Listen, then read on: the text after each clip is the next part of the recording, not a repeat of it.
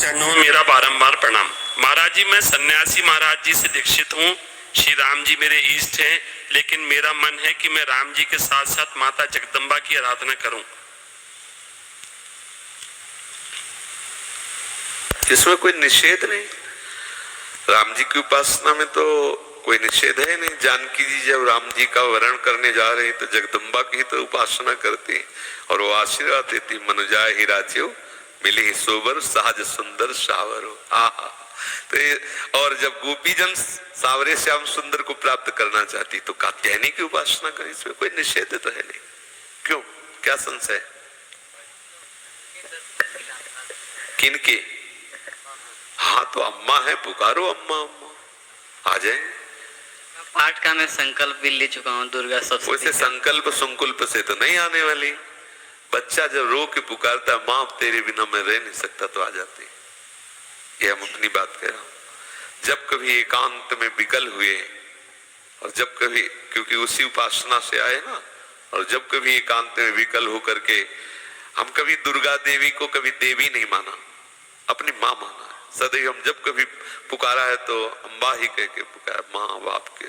तो हमने दुलार देखा है, उसी समय देखा है माँ का चमत्कार देखा, उसी समय प्यार। अगर देवी को देवी मान के सिद्ध करना चाहे तो बड़े बड़ों के होश उड़ा देगी। अम्बा है। एक बार वो जो महर्षि महेश योगी है ना, पधार गए, हालैंड में रहते थे। तो उनके एक गुरु भाई थे छोटे, तो उन्होंने देवी को सिद्ध करने के लिए पूरी व्यवस्था की और अनुष्ठान किया। देवी के मंत्र का अनुष्ठान किया। मंत्र का अनुष्ठान पूर्ण होने के पहले परीक्षा होती है। तो एक एकांत पूरा महल, उसमें हर व्यवस्था उनकी थी। जे ही उनकी मंत्र की सिद्धावस्था की तरफ पदार्पण हुआ तो देखा एक मक्खी आई ऐसे। एक देवी का नाम भ्रामरी है, हाँ ऐसे। तो एकदम दृष्टि बदली, जब मक्खी की तरफ दृष्टि गई तो देखा एक नव किशोरी सुंदरी मुस्कुरा रही। बस विचलित हो गया, अंदर वो भाव नहीं रह गया माँ का। पागल हो गए, दिमाग खराब हो गया। देवी को कोई सिद्ध करना चाहे, जैसे हनुमान जी है, आप सियाराम की भक्ति जाओ, वो आपके बिल्कुल प्यार।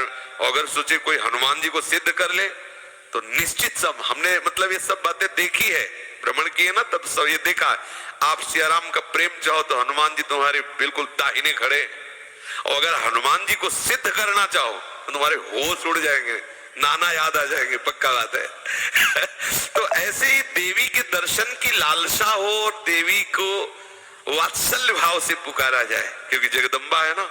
निश्चित हमने ऐसे एक नहीं सैकड़ों बार ऐसे देखा है कि माँ बिल्कुल साक्षात विराजमान है और एकदम बिगड़ी बात को एक मिनट में संभाल दिया, ऐसा।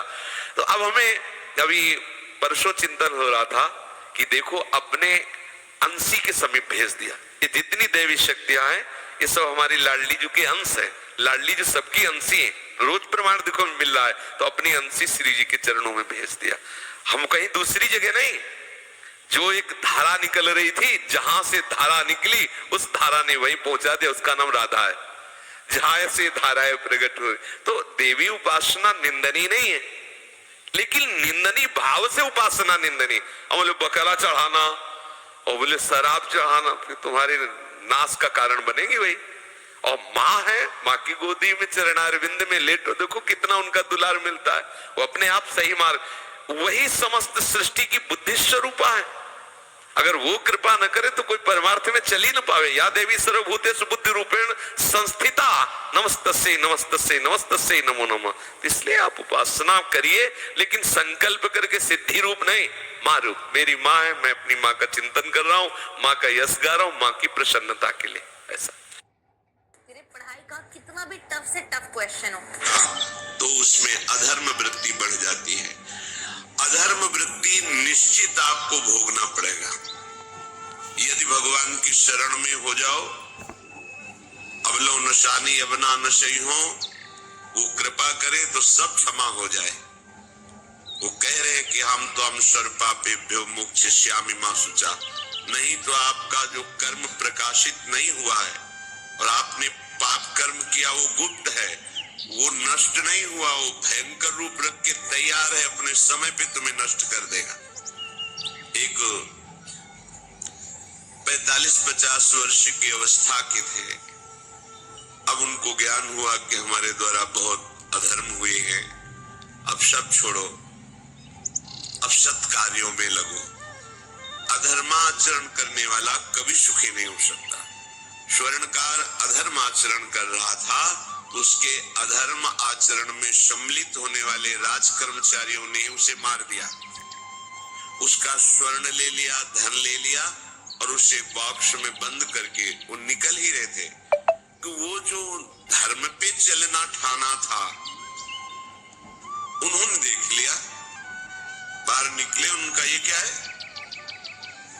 अब वो तो फंस गए क्योंकि बॉक्स में उसकी लाश थी और सब बैग झोला में स्वर्णाभूषण धन था। उन्होंने तुरंत उसको कहा आवाज मत दीजिएगा, देखो हम तुम्हें हिस्सा दे देंगे, ये जो धन हमारे पास है इसको हम 3 हिस्से में बांट लेंगे और इसको हम नष्ट कर देते हैं, कोई जानेगा नहीं, हम राज कर्मचारी हैं, किसी तरह का फसाव नहीं होगा।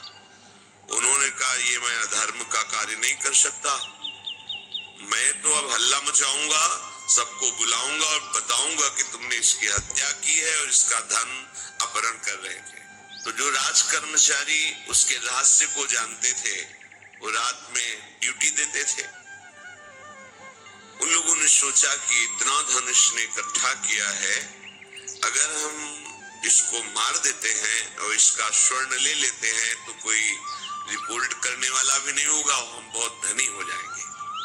और राज कर्मचारी उन्होंने सोचा हमारी ड्यूटी भी जाएगी, धन भी जाएगा, सजा भी मिलेगी।